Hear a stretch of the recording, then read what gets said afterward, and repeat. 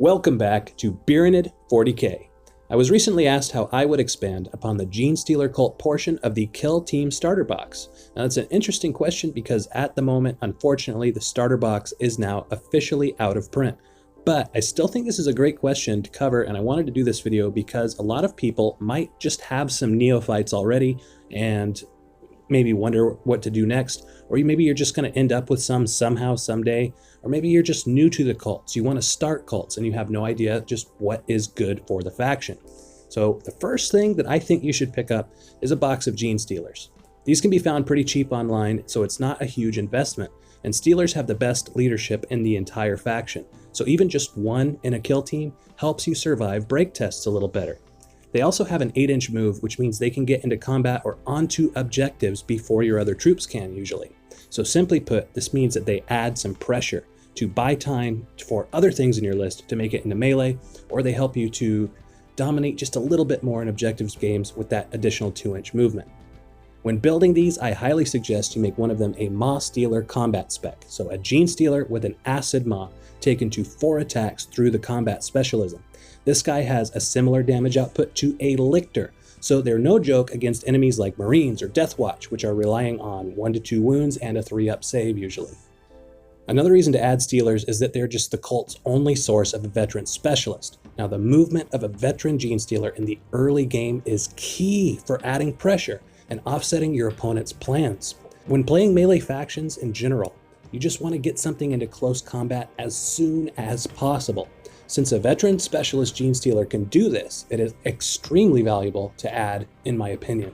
Now, when you're building your purple monsters, I highly suggest giving them all Scything Talons in the Rending Claws, since this is a free upgrade and gives you versatility without adding a different model to your roster.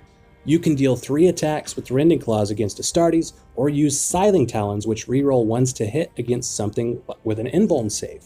Both of these options on the same model is very nice.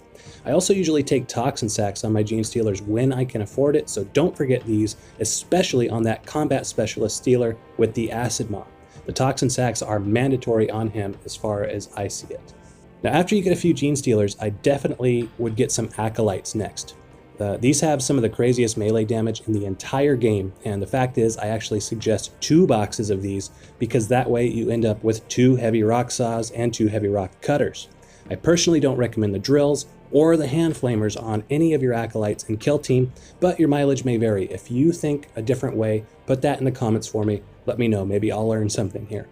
So in addition to the Acolyte fighters with rock weapons, you should build some regular Acolyte guys for objectives and just melee chaff. They're only 2 more points than a neophyte, but they have similar damage output to a Genestealer for 4 points cheaper. They also look really good in arena so far, which is great in my opinion. Now for some versatility, you can also build a few Metamorphs with whips from the same sprues, since both Acolyte and Metamorph kits come from the same box. A lot of people say Metamorphs are bad in kill team, but it's a good idea to have a few, I think, in case you fight Orcs or especially Harlequins. With whips, you get to fight even if your model dies. So against something like Hartley's, this really hurts because they're a team with an average of 6 or 7 models that depend on crazy charges to get them killing you before you can damage them. So getting to attack them anyway, even if they kill you, is a good counter to that. Now, one other thing to consider here is that you have an option. Instead of buying 2 boxes of Acolytes, you could buy a Keller Morph starter instead of that second box of Acolytes. That gives you both the second Acolyte box that you need and a cool bespoke commander to try some of your first games of that with. It also just adds something cool to your collection, in my opinion. Now, just by having that model, it opens up an entirely new way to play. You can sit down with commanders if somebody wants to play that day. So I highly recommend that to somebody just starting out. Now finally, going back to that original question, just remember that it's very important that you don't just have one single 100-point team. You want a good 20 model roster that adds up to a few different 100-point teams. That way, versus Marines, you can take a lot of rock weapons, that mawstealer combat specialist, plus some basic Acolytes, whereas like earlier we mentioned Harlequins. Versus them, you might want to not take rock cutters since they just kind of invuln it away.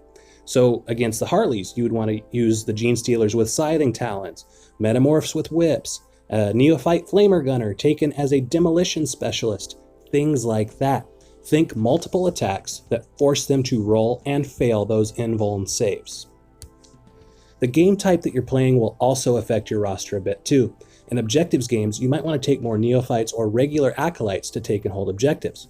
So if you're interested in arena, see if you can substitute a few cheaper things like acolytes in instead of Genestealers, since saving a few points here and there can mean more bodies on the table.